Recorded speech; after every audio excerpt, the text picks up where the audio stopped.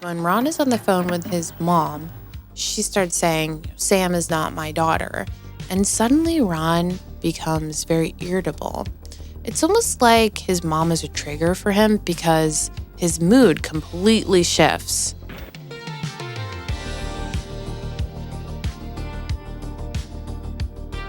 Hi, I'm Ray Arcade. Welcome to my channel. The last time we were at the Jersey Shore house, Ron and Sam were falling back in love deeper than ever before until an old friend of Sam and Mike showed up at the club, claiming he had been invited there by Sam. What will happen next? Take my hand as we find out on this Jersey Shore retrospective. Today we are covering Season 3, Episode 11 called A House Divided, and it premiered on March 17th, 2011. And don't forget, if you would like to, hit subscribe. That would mean a lot. I appreciate you. And stay tuned to the end of the video where I'll be reading one of your comments from my previous video. Let's get into it. We open back on Sam and Ron fighting. He is blocking her way out of the room and bumping into her with his chest. It's ridiculous. No, you fucking trust me. I know what I've done. But I don't. You're supposed to care about what I know. That's when you love somebody. And fucking insincere fucking apology I ever heard in my life. I don't want to do this anymore. At what point out there do you think that Ron cared about what Sammy knew what he was doing in Miami when he was cheating on her? I actually do think he probably cared a lot. He probably cared about her not knowing shit. Sam's crying and saying she doesn't want to do this anymore, but she does apologize. I get it. I completely understand how you're feeling right now. I understand. I'm sorry. Honestly, look at me. I'm sorry I hit him up. So if a girl showed up looking for me, I would kill her. Sam is confusing to me. She does things to intentionally piss Ron off. Like she's holding on to all the stuff he's done to her in the past, which I understand that. But she's trying to even the playing field. And in this way, she is emotionally immature. But then she'll show incredible self-awareness and the ability to apologize. Ron, he could never. Sam is pretty straightforward with Ron and basically tells him she invited Arvin to the club to get a rise out of him. And at least she's self-aware. I think this does predict in the future that Sam will turn out to be a more stable person and Ron will not, because they're both emotionally immature, but at least Sam can assess her bad choices, you know what I mean? Where Ron could never inwardly reflect and be like, oh, hey, I messed up here. Ron says he doesn't even know if he loves Sam anymore and he's ill about her. Wah, Sam did something to me once that I did to her a million times. Wah. Shut the fuck up, Ronald. I got a cat here. Want to see him? Fat. Huh? Oh. Ah. Okay. The next day is Deena's last day at the Shore Store, and she wins the summer's worst Shore Store employee. So good job, Deena. Snooki and Vinny go out to lunch. It's kind of a date, but kind of not. I don't really understand these two. You know, my little relationship with Snooki is kind of like a roller coaster ride. When I bring girls home and Snooki says, how come we didn't make out? I say I'm sorry because I want Snooki to know that she's important and these other girls really aren't important. You want crumbs on you? You saving those for later? I'm a slob when I eat. The chances that I can actually ever be serious with Snooki, you know, it could get there. I don't doubt that Nicole wants to do it with Vinny, but Vinny's talking about potentially dating Nicole. This whole thing seems to come out of nowhere, and they don't really make sense to me. I don't know. Do you guys out there think Snooki and Vinny make sense? What do you think about them? Let me know. Vinny is slowly becoming a tool bag because he is surrounded by, the ultimate Guidos. First, he got a spray tan, and now he's getting his ears pierced. Nah, for real, stop asking questions. Hold on, I'm getting a little woozy. I'm not gonna lie, I'm being a little bitch about it. I am a little scared. Don't know what it's gonna feel like. I never realized that most of the guys in the house, if not all of them, have their ears pierced at the time. Let's get a temp check. How are we feeling about dudes with pierced ears? Yes, no, maybe? Everyone goes out to the club except Ron and Sam They have a night in. Sam is still apologizing to Ron, and he does accept her apology. And he even shows a little bit of accountability. Wow. I'm sorry. Sorry. Now I know how she felt in Miami. Well, not really, but I got a taste of how she felt in Miami. Unfortunately, the damage is already done, so nothing Ron says matters, but they are back in love. Trauma bond.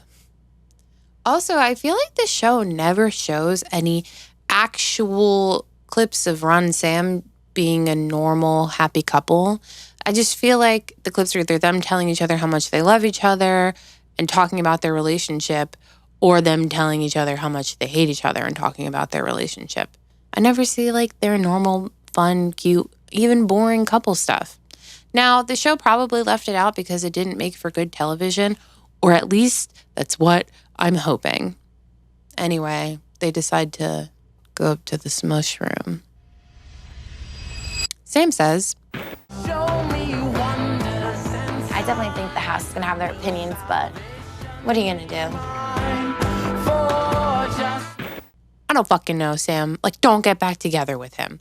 At Aztec that night, it's a rough time for the boys. A lot of grenades. There is one larger, older woman in particular who is having an absolute blast. And I love her. This woman is an atomic bomb about to blow up. If this lady blows up, there'll be no more Aztec. There'll be no more boardwalk. Pauly and Vinny are able to wrangle up two girls who I think are pretty, but they're acting like these are the best of the worst at Aztec that night. Like, whatever. But what happens at the house is really annoying to me. The one girl named Erin, her brother shows up, and he just wants to know how she and her friend are going to get home, but Pauly takes this as an opportunity to jump on to ditch his girl. In my mind, like a light bulb went off. I'm like, ding. I'm like, here's my out. Yeah, buddy. Can you give her a ride now? Can you give her a ride now, will you? All right, let's do it. Sounds like a plan. Plan distinguished. He's gonna give her a ride tonight and her a ride tomorrow. Let's go. You're a fucking dick. This poor girl. I don't know if Pauly was picking up on vibes from her that she didn't want to sleep with him. Maybe that's why he was trying to get rid of her, or if he was just being a dick. But I feel bad for her. She looks sad and offended. Vinny decides both of the girls need to leave now, and it's super uncomfortable and awkward. I feel bad for the two girls and her brother, but I am glad the one girl has enough balls to call Pauly a dick. I just want to say, I think it's just better if you don't say anything. Let's be real. You didn't come here for pastries and, like, coffee. You came here to do sex with Pauly and Vinny. You embarrassed yourself. Also, listen, Deena, okay? I generally like you more than most of the other cast, but being rude to this girl to be a pick-me is, like, so high school and embarrassing for you. I don't know how these girls embarrass themselves. You embarrassed yourself. You're like a bully, like a side bully in a stupid teen movie. You're not even a main character. You're just a little heckler. That's you in this scene, Deena. You should feel shame. Hey there, freak. Long time no see. Hiya. Shame. You're going on my list, Deena. They're all sitting around and calling these like perfectly pretty girls ugly. And then Vinny turns into a caveman. That girl could ever come in my bed. All right, come on, Snooki. There's no way in the world. I'm just kidding. Vinny's also getting really handsy with Snooki. It's really uncomfortable. He's like forcing hugs on her. He's picking her up and like dry humping her. And he even like grabs her by her neck at one point. It's disgusting. And then Vinny starts being sassy with Deena. So Sam is like, hey, don't yell at my roommate. And then Vinny decides to turn on her and they start to battle. The fucking Kool-Aid off the white right now. Don't yell at my roommate. Yeah. Vinny is being the ultimate douchebag right now. Like, get the hell out of here. Yo, Sam, got no plan. I'm the man. You're just a fan. Ooh. Yo, Vin, you wish you could win, but you'll never ever be someone like me. The next day is Mike's last day at the Shore store, and he's feeling very sleepy. He's legitimately folded over like a shrimp in the chair. Then he goes into a changing room to take a nap. A bunch of boxes get piled in front of the door. Deena cannot find him anywhere. Basically, I'm like 90% sure he's just high on opioids and falling asleep everywhere. Sam wakes up and her eyes are all jacked up because she slept with her contacts in. So Ron takes her to the doctor. While they are out, Ron's mom drunk dials the house, and it's extremely uncomfortable. Deena gets trapped on the phone with her, and I think this may have been one of the most awkward phone calls Deena had to participate in her life. Hello. My name is Connie. Ron's mom? Hi. She's not here right now. I love you. What? Hello? I'm here. Okay. They're kind of passing the phone around to each other, and I wish that they had just found a way to politely hang up the phone on her, because something very clearly is going on with her, and it's embarrassing for her to be filmed like that. But for some reason only known to Mike, he decides to tell Ron's mom about Sammi texting Arvin while she was gone from the house. Scumbag. Mike is a scumbag. As far as Ron's mom goes, it seems like her drunk dialing the house was a pretty regular thing, but it only made it into this edit because Mike talking to her was relevant to the Jim Tan find out who Sammi is texting storyline. Deena seems really freaked out and uncomfortable, which would make sense because she was new to the show that season, but everybody else is acting like they've talked to Ron's drunk mom before. Also, in the first episode, if you remember, Snooki tells Ron that she had been on the phone with Ron's mom, and she said to Snooki that she didn't like Sam. And Sam and Ron are dead silent during this, so I feel like Ron's mom was calling the house enough where it would be reasonable for them to believe that Snooki had at least spoken to her on the phone once, and she was probably intoxicated during some of the phone calls. I mean, this is just me theory crafting here. But if she was calling, she was probably intoxicated. And it would make sense for her to say something like that she doesn't like Sam. So, I don't know. I do feel bad for the whole situation, though. It is uncomfortable. Ron and Sam get back from the doctor, and Jenny tells Ron that his mom has been drunk dialing the house all day. Ron and Sam don't even seem surprised by that information. And I do actually feel bad for Ron here. You're embarrassing yourself. Okay, stop. You understand me? Stop, because I will yank the phone right out of the wall and you won't be able to get in touch with me. You're embarrassing me, you're embarrassing yourself, you're embarrassing our family. No child should have to reprimand their parent for being drunk, sloppy, and embarrassing. But while Ronnie's on the phone, Jenny tells Sam that Mike told Ron's mom everything that had happened at the club with Arvin. It's weird, though, because when Ron is on the phone with his mom, she starts saying, Sam is not my daughter. And suddenly Ron becomes very irritable. It's almost like his mom is a trigger for him because his mood completely shifts from being normal, at least, or neutral, to being very angry while speaking to his mother. Mike is telling Ron that him and Sam knew Arvin from before Jersey Shore and that she sweated him. And that's another great phrase I think we should bring back. Hey, all my Playboy broads, I sweat all of you. Mr. Fun Guy, Mr. Pauly D, I'm just here to hook up and have a great time, is also getting into Ron's ear. It's very interesting. A lot of people don't seem to realize that Pauly also sometimes was a big drama starter and pot stirrer. Can you guys maybe neutral it because you hit up a girl in Miami? But Doesn't they already matter. neutraled that. We started clean here. And I say they start with a 0-0 because he admitted his wrongs to that.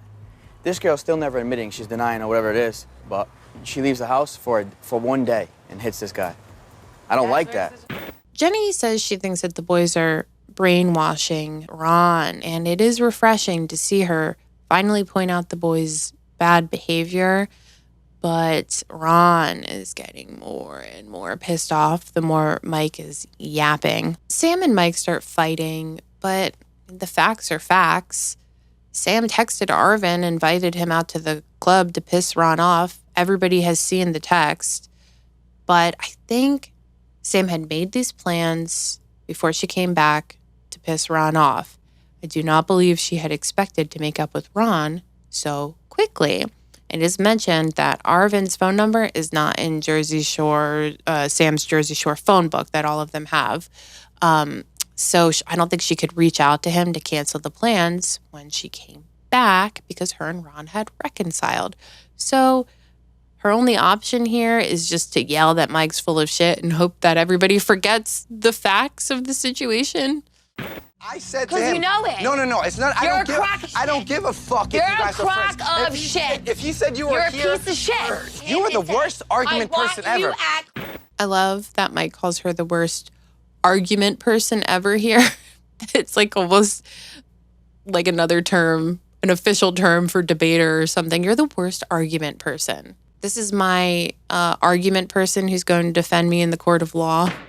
Mike comes up with a plan to get Arvin's phone number and give him a call while everyone is around. I think Jenny has a pretty good grasp on the situation. The only thing that they can argue is that you're hitting up dudes to be like, yo, meet me out. I'm single, want to me. But you single. Like any other girl, hit up our best looking dudes like you do when you're single, and you bring them out to the nightclub that you know your ex is gonna be at. If I knew Tom was gonna be there, I'd bring fucking 10 Rogers to the same place and shit on him. Mike gets a hold of Arvin, and he's acting really casual, trying to get some information.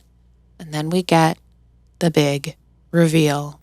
I thought you guys hooked up last year. Did you guys ever hang out in that fashion, or is it always friends? We've always gone out together and stuff like that. But then, we made out. Made out here and there. There's always been something there.